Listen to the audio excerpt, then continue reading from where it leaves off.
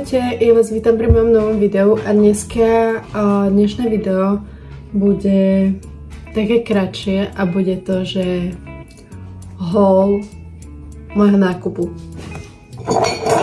Vlastne som si spravila nákup na potraviny na celý týždeň, tak by som to podala a som úplne natešená. Bola som v Tesku, lebo samozrejme ja mám zamestnaneckú kartu z Teska.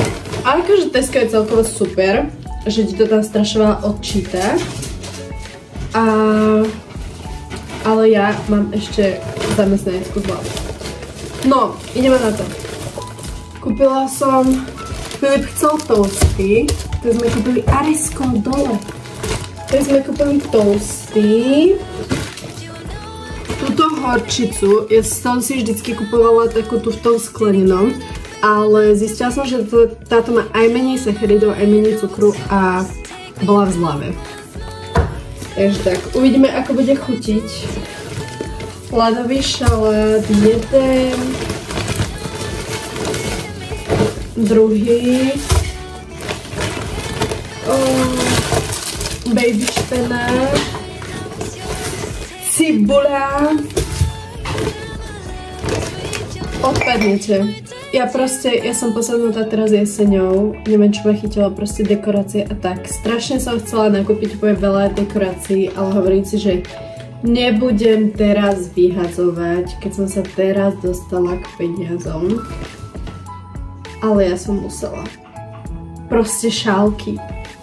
Táto je, že z tej spúky, tá je úplne nádherná.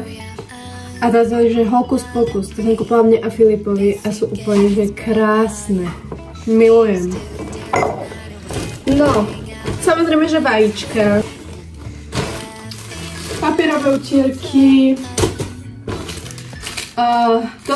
Tento bloček je moja trofej. Jak úžasne som nakúpila 2 plné tašky za 50 €.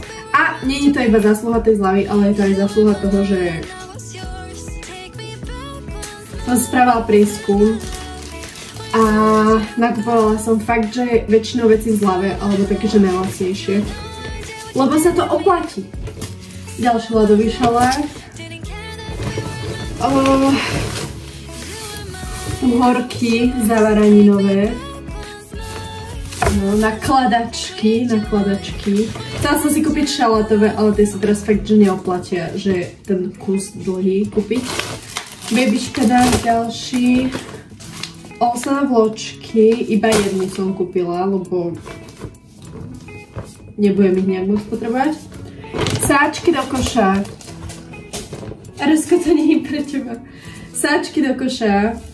Uvidíme, aké budú, lebo my stále experimentujeme so sáčkami do koša a proste nevieme si nájsť tie, ktoré by nám najviac sedeli, lebo buď sú moc malé, buď sa moc trhajú, alebo smrdia, alebo sa zle zaväzujú a proste no katastrofa.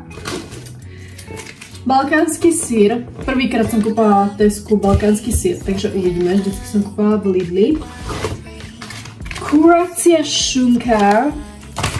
Strašne som chcela tú svoju wellnessku bravčovú 2% tuku, ale to majú iba v Kauflande. A fakt sa mi nechcelo trepať dneska do Kauflandu kvôli šunke.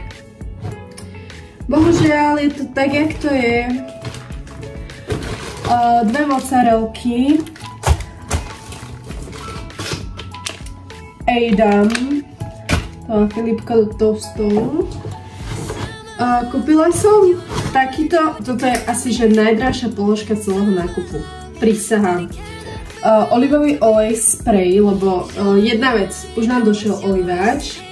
A druhá vec, na jednu stranu som polemizovala, že jak toto budem vážiť, ale ja neviem, keď tam dám proste že 2 streky, tak si to môžem zapísať jak 5 gramov, nie? Neviem, ešte to budem musieť nejak, ešte to budem musieť nejak vychytať, lebo neviem, že proste jak to budem vážiť, no. Ale tak ja si oliváč budem dávať väčšinou iba na zemiaky, tak takže uvidíme. Uvidíme. Keď sme pri zemiakoch, zemiaky som kúpila. Zemiaky na pečenie. Mali aj zemiaky v zlave, to boli nejaké červené, ale ja fakt, že ľúbim tieto vyslovene na pečenie, takže som sa buchla po vačku. Tieto sú že 1,5 kg a stáli o 10 centov viac ako tie červené, ale tie červené boli 2,5 kg. Nevadí. A posledné kuracie mäso. Ja som vôbec nevedela, koľko mám kúpiť. A ešte som to vychytala, takže ani zľave nebolo, čo akože som celkom zaplakala. Nevedela som, koľko mám kúpiť, lebo máme doma jedno balenie. Máme doma jedno balenie a jeden cecok. A ja potrebujem sama pre seba 3 kg, čo je asi že toto. Plus minus nejakých 100-200 gramov. Ale musí byť aj Filipovi mäso, že proste nemohla som myslieť iba na seba, chápame sa. Takže som bola taká, že som nevedela, ale podľa mňa som to vypočítala dobre. Lebo ja si budem variť na celý týždeň a Filip si väčšinou nevarí taktože vopred, že si robí počas dňa. Takže to podľa mňa ide. No. A toto bol môj haul. Úplne najviac šťastná som z tých šáločiek. Proste musíte ísť do Teska si ich tam kúpiť. Stali asi 2,50 reálne. Fakt s Tesko kartičkou. Asi 2,50 stali. Úplne úžasné, dokonalé. A to je všetko k dnešnému videu. Dúfam, že sa vám moje video páčilo. Dúfam, že sa nejak inšpirujete napríklad z týchto potravín. Alebo tak. Ja si pôjdem pripravovať jedlo na nasledujúce dni, ale je 10 hodín večer, takže už asi nie. Pôjdem si zjesť svoje posledné jedlo na dnes a asi si pôjdem chystať jedlo až zajtra alebo pozajtra. Uvidíme. Takže ak sa vám video páčilo, nechajte like, dajte odber a vidíme sa pri ďalšom videu.